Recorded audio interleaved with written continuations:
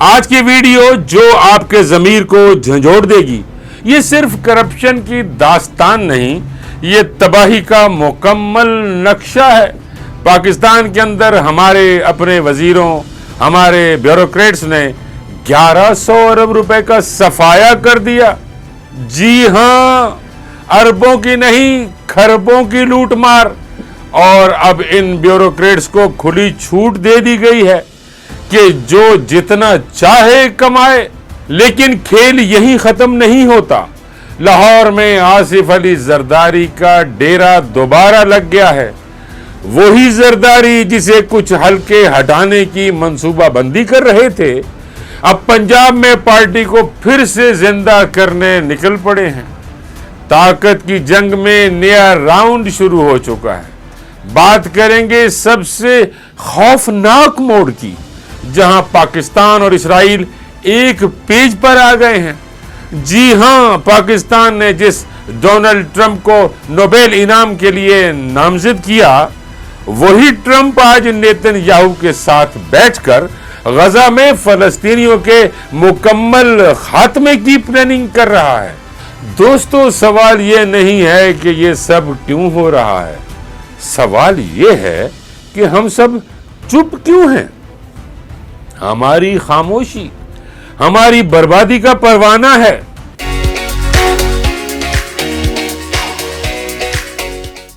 جی السلام علیکم ناظرین، میں ہوں نعیم خان اور آپ دیکھ رہے ہیں سٹوری بائی نعیم خان۔ ناظرین، ایک بار پھر نون لیگ کی حکومت میں لوٹ مار کا بازار گرم ہو چکا ہے۔ ایک بار پھر سرکاری خزانے پر ڈاکہ ڈالا گیا ہے، اور اس بار رقم چھوٹی موٹی نہیں، پوری 1100 ارب روپے ہے۔ جی ہاں، 1100 ارب روپے، وہ پیسہ جو عوام کی فلاح و بہبود، تعلیم، صحت اور ترقی پر لگنا تھا، وہ کہاں گیا؟ کس نے کھایا؟ کس نے آنکھیں بند کی؟ آج ہم آپ کو دکھائیں گے ایک ایسا خطرناک کرپشن سکینڈل جس نے پاکستان کے وفاقی اداروں کی اصلیت کو بے نقاب کر دیا ہے۔ ایسا لگتا ہے جیسے وزارتیں لوٹ مار ہاؤس بن چکی ہیں، اور نون لیگ کی سرپرستی میں یہ سب کچھ ایک منصوبے کے تحت ہو رہا ہے۔ رپورٹ کے مطابق وفاقی وزارتوں اور ڈویژنز میں مالی سال 2023-24 کے دوران سنگین مالی بے ضابطگیاں سامنے آئی ہیں۔ غیر مجاز ادائیگیاں، اربوں کی خورد برد اور سرکاری فنڈز کا من پسند استعمال، یہ سب کچھ اب سرکاری طور پر ریکارڈ کا حصہ بن چکا ہے۔ سب سے بڑا انکشاف کیا ہے گندم کی درآمد کا، جس میں ملک میں وافر گندم ہونے کے باوجود 35,90,000 ٹن گندم درآمد کی گئی، اور اس فیصلے سے قومی خزانے کو لگ بھگ 300 ارب روپے کا نقصان ہوا۔ نتیجہ، مقامی کسان برباد، منڈی میں وافر گندم، اور حکومت نے صرف اپنے قریبی درآمد کنندگان کو فائدہ پہنچایا۔ صرف یہی نہیں، کئی وزارتوں نے بغیر بجٹ منظوری کے اربوں روپے خرچ کر ڈالے۔ کراچی پورٹ ٹرسٹ کے ملازمین کو غیر قانونی اضافی الاؤنس دے دیے گئے۔ سول آرمڈ فورسز میں بغیر اجازت خریداری اور غیر قانونی ادائیگیاں ہوئیں۔ نجی تعلیمی اداروں کی ریگولیٹری اتھارٹی میں جعلی تنخواہیں اور مراعات دی گئیں۔ جی ہاں، پاکستان کرکٹ بورڈ بھی اس کرپشن سے محفوظ نہیں رہا۔ وہاں بے ضابطہ معاہدے، غلط ادائیگیاں اور مالی بد نظمی رپورٹ کی گئی۔ اور تو اور evacuee trust property board, Jammu و کشمیر اسٹیٹ پراپرٹیز اور کراچی پورٹ ٹرسٹ کی زمینوں پر غیر قانونی قبضے کے شواہد بھی اسی رپورٹ میں موجود ہیں۔ مزید یہ کہ 1.69 ارب روپے کی فرضی ادائیگیوں اور خرد برد کے کیسز رپورٹ ہوئے ہیں۔ 107 ریکوری کیسز ایسے ہیں جن میں 699 ارب روپے کی وصولیاں ہونا باقی ہیں، لیکن کوئی پوچھنے والا نہیں۔ یہ تمام ہوشربا تفصیلات کوئی لیک شدہ خفیہ دستاویزات یا خفیہ ایجنسی کی رپورٹ سے نہیں نکلی، بلکہ یہ آڈیٹر جنرل آف پاکستان کی سالانہ آڈٹ رپورٹ میں درج ہے۔ جی ہاں، یہ وہی رپورٹ ہے جس میں ملک کے مالیاتی نظام کی اصل تصویر پیش کی گئی ہے، اور اسے رپورٹ کیا ہے پاکستان کے معروف تحقیقاتی صحافی انصار عباسی نے۔ ناظرین، سوال یہ ہے کہ کیا ان 1100 ارب روپے کی کرپشن کا کوئی حساب دے گا؟ کیا عوام کو کوئی انصاف ملے گا، یا پھر ایک بار پھر فائلیں بند ہوں گی اور لوٹ مار جاری رہے گی؟ اب فیصلہ آپ کے ہاتھ میں ہے، خاموش رہنا ہے یا سوال اٹھانا ہے۔ یہ صرف کرپشن کی رپورٹ نہیں، یہ ایک ایسا نوحہ ہے جو ہر پاکستانی کے کانوں میں گونجنا چاہیے۔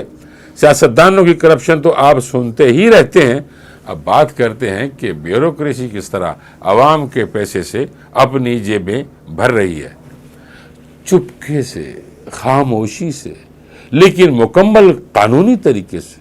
جی ہاں، اب افسر شاہی کو بھی کھلی چھوٹ دے دی گئی ہے۔ محدود تنخواہوں والے سرکاری افسر اب بنیں گے کروڑ پتی، اور وہ بھی عوام کے خرچے پر۔ جولائی 2014 کو ایک قانون آیا تھا، اس وقت کے وزیر خزانہ اسحاق ڈار نے فیصلہ کیا تھا کہ سرکاری افسر جو مختلف کارپوریٹ اداروں، بورڈز اور کمپنیوں میں بیٹھتے ہیں وہ اپنی اضافی آمدنی سالانہ 10 لاکھ روپے تک محدود رکھیں گے۔ یہ فیصلہ کیا گیا تھا کہ سرکاری افسر اپنے اصلی کام یعنی عوامی خدمت سے توجہ نہ ہٹائیں اور پیسہ کمانے کے چکر میں مفادات کا ٹکراؤ نہ پیدا ہو۔ لیکن اب وہی قانون واپس لے لیا گیا ہے۔ اب آپ کا ایک بیوروکریٹ چاہے 5 کروڑ کمائے یا 50 کروڑ، کوئی نہیں پوچھے گا۔ اس فیصلے کا مطلب افسر شاہی کو مالی آزادی، بورڈز میٹنگز میں بیٹھنے کے لاکھوں کے چیک، کوئی حد نہیں، کوئی احتساب نہیں، اور سب سے دلچسپ بات، حکومت کہتی ہے یہ فیصلہ ابتدائی طور پر واپس لیا گیا ہے، یعنی وہ یہ بھی ماننے کو تیار نہیں کہ کبھی کوئی پابندی تھی ہی۔ اور دوسری طرف عوام کے لیے کفایت شعاری۔ جی ہاں، نئی گاڑیوں پر مکمل پابندی، بیرون ملک علاج بند، سرکاری اور غیر ملکی دورے محدود، نئے عہدے تخلیق نہیں ہوں گے، یہ سب احکامات جاری کر دیے گئے۔ لیکن سرکاری اداروں کے لیے بیوروکریٹس کو فیس کی کوئی حد نہیں، لیکن عوام کو دوائی، نوکری اور تعلیم کے لیے قطاروں میں کھڑا کیا جاتا ہے۔ جب ایک بیوروکریٹ کسی کمپنی یا بورڈ میں بیٹھتا ہے تو صرف پیسے نہیں لیتا، وہ فیصلے بھی کرتا ہے۔ ان فیصلوں سے فائدہ بھی وہی کمپنیاں اٹھاتی ہیں جن سے وہ مشاہرہ لے رہا ہوتا ہے۔ تو کیا یہ مفادات کا ٹکراؤ نہیں؟ کیا بیوروکریسی اب نیوٹرل نہیں رہی؟ کیا وہ اب کاروباری ایجنڈے پر کام کرے گی؟ دلچسپ بات یہ ہے کہ بورڈ فیس پر حد ختم کرنے کا فیصلہ وفاقی کابینہ کی منظوری سے کیا گیا ہے، یعنی سب جانتے تھے۔ یہ بھی واضح کر دیا گیا ہے کہ مالی سال 2024-25 میں بیوروکریٹس کی کمائی کو قانونی تصور کیا جائے گا، چاہے وہ جتنی بھی ہو، اور اگر حد سے زیادہ آمدن ہو جائے تو اب وہ سرکاری خزانے میں جمع کرانے کی ضرورت نہیں، یعنی سارا پیسہ سیدھا اپنی جیب میں۔ سوال یہ ہے، یہ سب سہولتیں کس کے لیے ہیں؟ کیا یہ نظام صرف اشرافیہ کے لیے بنایا جا رہا ہے؟ کیا بیوروکریٹ صرف پالیسی نہیں بلکہ براہ راست کاروبار بھی کرے گی؟ جب عام پاکستانی مہنگائی، بے روزگاری اور ٹیکسوں کے بوجھ تلے دبے جا رہے ہیں، جب عوام سے قربانی مانگی جا رہی ہے، تو انہی عوام کے ٹیکس سے تنخواہیں لینے والے افسران کو مالی چھوٹ کیوں دی جا رہی ہے؟ یہ دوہرا معیار آخر کب تک چلے گا؟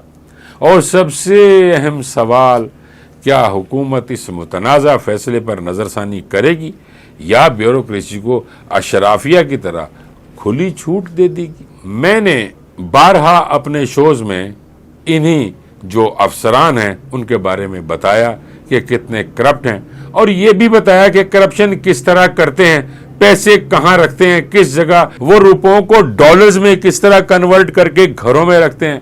آپ اندازہ کیجئے کہ روپے تو بہت سارے ہو جاتے ہیں نا، ان کو کنورٹ کر کے ڈالرز میں وہ اپنے پیسے اپنی جگہوں پہ چھپا کے رکھتے ہیں۔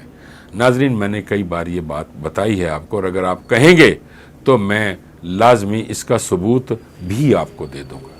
ناظرین، جیسا کہ ہم نے کل کی ویڈیو میں بتایا تھا کہ آصف علی زرداری کو ہٹانے کی خفیہ منصوبہ بندی کی جا رہی ہے، لیکن اب حالات نے نیا رخ اختیار کر لیا ہے۔ زرداری صاحب نہ صرف سیاسی طور پر دوبارہ متحرک ہو چکے ہیں، بلکہ انہوں نے پنجاب میں مستقل قیام کا فیصلہ کر کے واضح کر دیا ہے کہ وہ پس پردہ نہیں، اب فرنٹ فٹ پر کھیلنے آ چکے ہیں۔ گورنر ہاؤس لاہور میں ان کی رہائش کے انتظامات مکمل کر لیے گئے ہیں، اور ذرائع کے مطابق وہ پنجاب میں پیپلز پارٹی کو دوبارہ مضبوط کرنے کے لیے مشاورت کا سلسلہ تیز کر رہے ہیں۔ ان ملاقاتوں کا مقصد صرف تنظیم سازی نہیں بلکہ اگلے سیاسی مارکوں کی پیش بندی بھی ہے۔ ناظرین سوال یہ ہے کہ کیا یہ اقدامات محض اتفاق ہیں یا واقعی ایک طاقتور جوابی حکمت عملی کا آغاز؟ آصف زرداری اب سیاست میں تماشائی نہیں مرکزی کھلاڑی بننے جا رہے ہیں۔ ناظرین اب کچھ نظر ڈالتے ہیں عالمی منظرنامے پر، تو سب سے پہلے آپ کو بتاتے چلیں کہ پاکستان اور اسرائیل ایک پیج پر کیسے۔ ناظرین حیران کن لگتا ہے نا، لیکن حقیقت یہ ہے جب پاکستان نے صدر ڈونلڈ ٹرمپ کو نوبل امن انعام کے لیے نامزد کیا تو کئی حلقوں میں حیرت کی لہر دوڑ گئی، لیکن اب اسرائیل کے وزیر اعظم بنجمن نیتن یاہو نے بھی یہی قدم اٹھایا، وہ بھی ایسے وقت میں جب ٹرمپ ایک باقاعدہ جنگ کا حصہ بن چکے ہیں۔